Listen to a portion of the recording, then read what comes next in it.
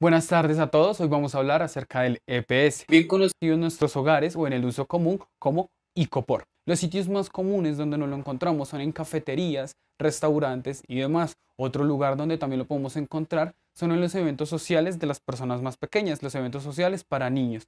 En dichos eventos sociales lo encontramos tanto en el transporte de los alimentos como también en la decoración del espacio para ellos. Tiene características que lo hacen demasiado útil para nosotros. Dentro de ellas está que en la composición química del EPS no encontramos ninguno de los sustratos que los microorganismos necesitan para crecer y para reproducirse.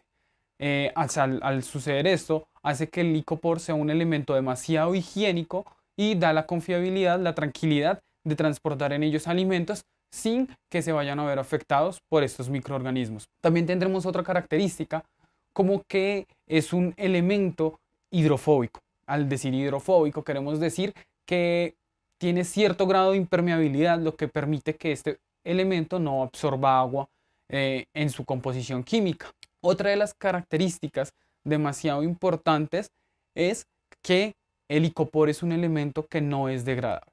Hay un costo que nosotros debemos asumir al utilizar dicho icopor. Ese costo es netamente ambiental.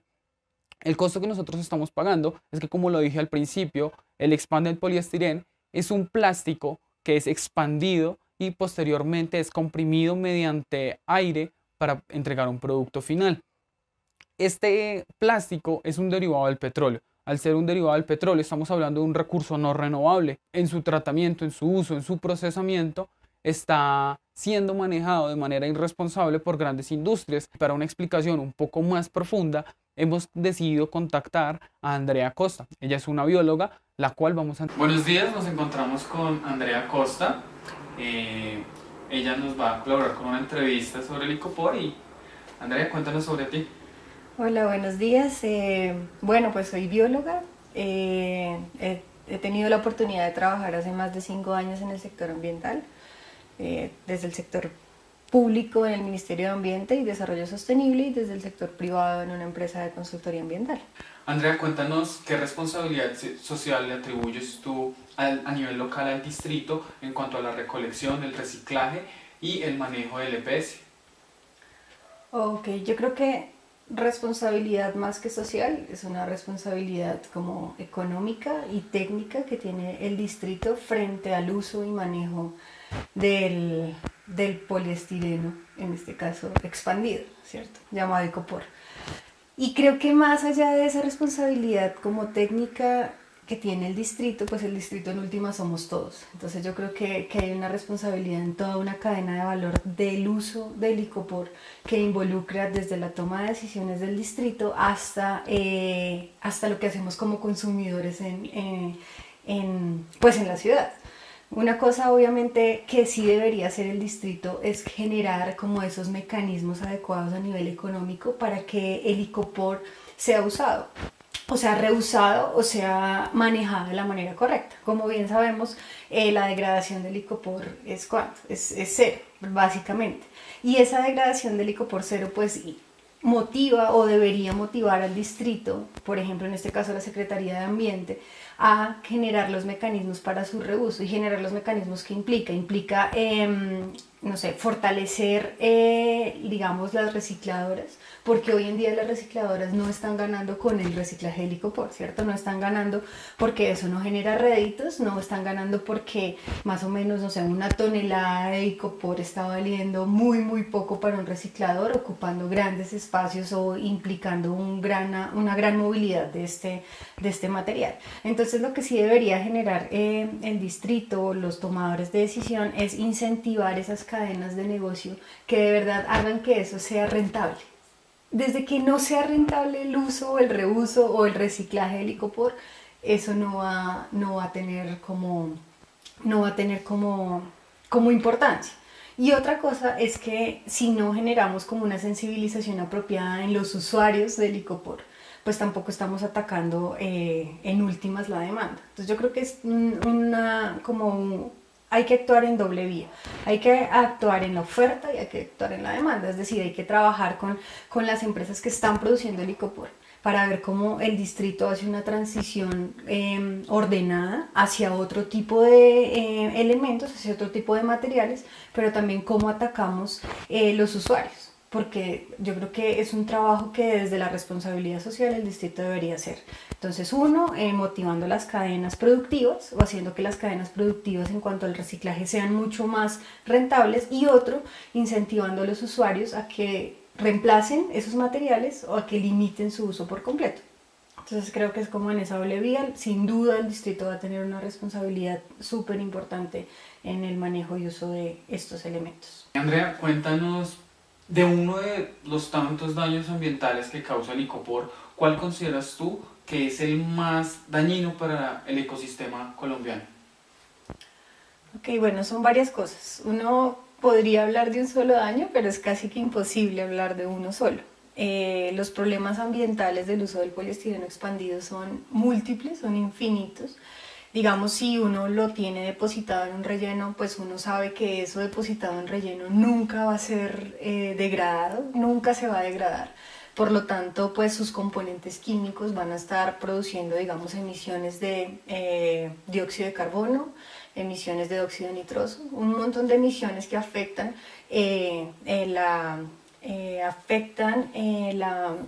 atmósfera, ayudando a retener mucho más calor, es decir, el impacto en el corto, mediano y largo plazo frente al cambio climático, pues también va a tener un componente bien importante.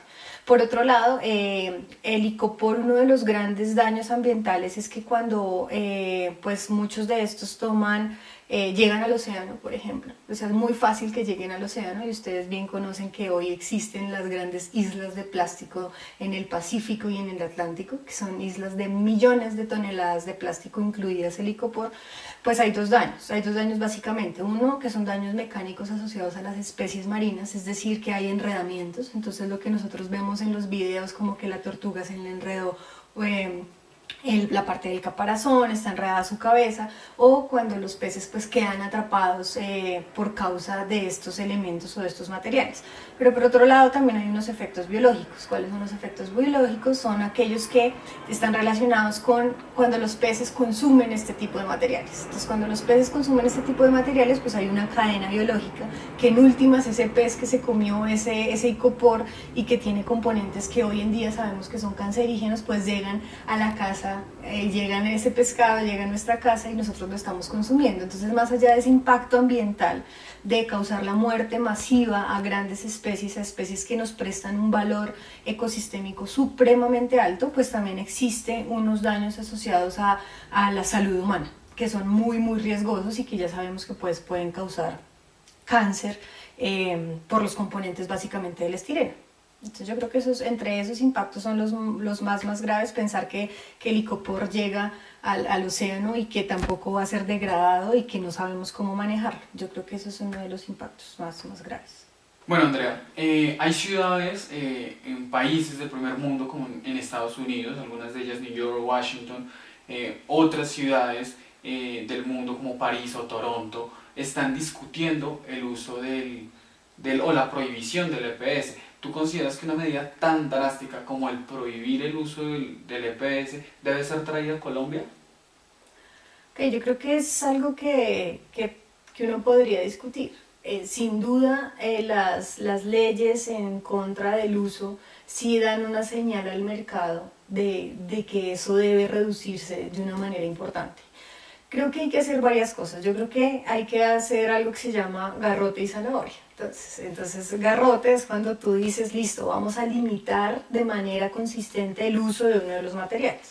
Pero zanahoria, ¿qué es? Zanahoria es que también debe haber un camino concertado con las industrias que usan este tipo de materiales. Porque tú no puedes cambiar de un momento a otro ese uso, porque estás afectando un segmento del mercado muy, muy grande que le puede estar generando ingresos importantes a la nación. Hay que pensar que somos un país en desarrollo, y ese país en desarrollo pues debería tener un camino concertado hacia ese cambio. Hoy vemos que, por ejemplo, la legislación en torno al uso de las bolsas ha sido efectiva, ha tenido una reducción importante. Sin embargo, pues el uso del icopor pues es un material complejo, es un material que todavía usan muchas industrias, no solo para el consumo de alimentos como lo usamos nosotros, sino muchas industrias lo usan, por ejemplo, para guardar medicamentos o lo usan para otro tipo de cosas. Entonces yo creo que para poner este tipo de legislación es sin duda muy importante y muy valioso, pero la legislación debería contemplar un tránsito ordenado a nivel económico hacia eso.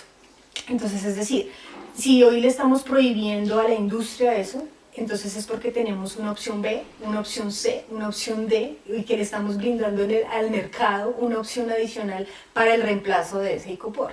Entonces yo creo que hay que concertarlo con los diferentes sectores industriales y decir, bueno, ¿cuál de los sectores usan efectivamente el icopor? ¿Para qué lo usan? ¿Cómo lo usan? ¿Qué están haciendo en el manejo de ese icopor? Para decir, bueno, a usted, industria del sector, por ejemplo, farmacéutico, le estamos proponiendo que su reemplazo sea por un plástico que tenga un reuso de 3 veces o que sea otro tipo de plástico. Es decir, que adicional a la ley, es decir, adicional al garrote, nosotros tenemos que generar un mecanismo de incentivos. Es decir, usted industria del sector alimento lo deja de usar, pero entonces por cada icopor que usted deje de usar, yo le voy a generar 25 pesos de un bono adicional para que usted pueda usarlo en otro. O le voy a generar unos descuentos, o le voy a generar unos préstamos a una menor tasa de interés, ese tipo de cosas. Entonces uno debería pensar en el garrote, pero también debería pensar en la zanahoria, en decir que pues no podemos afectar la economía de este sector industrial simplemente porque nos limitamos al uso estamos limitando la ley, o sea, imponiendo una norma, sino que tenemos que pensar de verdad cómo funcionan estas dinámicas de mercado. Bueno, Andrea, cuéntanos tú desde tus conocimientos y desde tus hábitos, ¿cuáles son los aportes que tú le haces a Colombia para poder mitigar el impacto que ha traído el EPS? Bueno, yo creo que como lo hablaba inicialmente, este es uno de los factores más importantes, porque yo creo que una de las cosas es, bueno, tratar de reducirlo a nivel industrial, pero yo creo que lo que hacemos cada uno de nosotros es lo que realmente trae el cambio. Porque si tú dejas de usar hoy un icopor, pero si tu familia deja de hacerlo, pero si tus amigos dejan de hacerlo, yo creo que el impacto va a ser cada vez mayor. Algo que es bien importante es que hoy el mundo está hablando de la nueva economía del plástico. Entonces, de New Plastic Economy. Y eso ha tenido un impacto global increíble. Y está tratando de unir industrias, pero también está tratando de unir personas. Entonces, yo creo que lo que mejor podemos hacer es como interiorizar que sí, o sea, que sí lo podemos hacer. Que el día de mañana tú vas a ir por un café, y no solo te estoy hablando de icopor, te estoy hablando también de cartón, te estoy hablando también de plástico en general. Es que tú hoy vas a Juan Valdez, hoy tú vas a Starbucks y tú llevas tu termo. O sea, no lo hemos aprendido a hacer. Tú vas a Tostado y tú dices, sírvame en el termo. Es un termo que tú usas, es un termo que mantienes, es un termo que puedes lavar y es una taza menos, es un, no sé si han visto cuando uno agarra el café, es un cosito menos que agarrar el café. Si tú vas a traer tu almuerzo a tu oficina, pues entonces tú mantienes tu coca de plástico reutilizable y dices, venga, empáquemelo ahí. Pues es como comenzar a hacer esas acciones, pero no solo más que hablarlas, sino ir y hacerlas. Y te van a mirar raro y te vas a sentir raro, pero en ese sentir raro tú vas a saber que es una especie menos que se está quedando atrapada en el océano por tu causa o por tu culpa y vas a poder contribuir a eso. Y que tú se lo compartas a otros, yo creo que ese factor replicador y que tú digas, venga, venga, hágalo, o sea, animen a sus compañeros, poner como cartelitos que digan no más icopor, o al que tenga icopor en su trabajo o en su casa una multa pequeña representativa. Yo creo que ese tipo de incentivos es lo que en últimas nos va a permitir hacer cambios bien importantes. Pues no solo para tu casa, para tu ciudad, para el planeta, creo que esas pequeñas acciones son las que suman, definitivamente. Bueno, Andrea, como sabemos, Colombia es una cultura de hábitos y un hábito muy nuestro, en este caso, es el uso del icopor. Además de ese factor de la cultura, del hábito, ¿cuál consideras que es la causa por la que más utilizamos el icopor? ¿Por qué no utilizamos otra cosa? Yo creo que esa es una de las preguntas más difíciles porque es simplemente cómo el mundo consumista y el mundo globalizado ha generado necesidades y nos ha generado necesidades que no teníamos, ¿cierto? Entonces hablamos desde el celular, hablamos del carro, hablamos de cómo el mundo globalizado nos ha generado una necesidad de consumir cosas que realmente no necesitamos. Yo creo que en Colombia no hemos caído en cuenta de la gravedad de lo que significa usar ese tipo de elementos. Más aún en una ciudad como Bogotá, donde tú no tienes ni idea de la costa que está pasando, no tienes ni idea de cuáles son los ecosistemas afectados, donde tú sabes que hay un relleno donde llevan todo, pero donde no te preocupa que realmente todo esté dañándose por ese pequeño consumo. Como tú lo dices, yo creo que es un tema de cultura, creo que es un tema de no darse cuenta del impacto que eso genera. En últimas, ¿quién nos ha generado esto? Esto no lo ha generado la industria. ¿Quién nos ha generado que tenemos que consumir petróleo? ¿De qué se hace el licopor? De petróleo. Hoy en el mundo utiliza más del 85% de petróleo para su producción energética, para su producción industrial. Entonces es tan profundo que de hecho tenemos que dar ese paso de usar petróleo a usar energías alternativas. En la medida en que hagamos una descarbonización de la economía, pues nosotros vamos a decir, vamos a dejar de usar este tipo de cosas que consumen petróleo. El plástico, por supuesto, para su producción y el icopor usan el petróleo como insumo principal para su fabricación. Y entonces en eso pues es darnos cuenta, bueno, más allá de quién motivó ese uso, es decir, cómo vamos a generar acciones para no volverlo a hacer, para no usarlo. Porque en últimas no vamos a llegar a la raíz de quién fue el fulano que nos trajo el licopor a Colombia y por el cual tenemos hoy este problema. Yo creo que el problema ya lo tenemos. El problema, lo que tenemos que hacer es ver cómo lo vamos a cambiar y ver cómo cada persona, y no solo cada persona, sino cada industria y cada empresa se vuelve responsable. Por ejemplo, crear una alianza de empresas en contra del uso del petróleo. El petróleo no, sino del icopor. Entonces, los aliados generen campañas publicitarias, se alíen con medios grandes de comunicación, este tipo de cosas para poder hacerlo de manera efectiva. Yo creo que es lo que debemos pensar ahora. Bueno, Andrea, queremos darte las gracias por habernos brindado tu tiempo. Sabemos que los conocimientos que has puesto al servicio de nosotros y de la Universitaria Agustiniana van a generar un impacto y una conciencia. Entonces queremos agradecerte por tu tiempo y tu colaboración.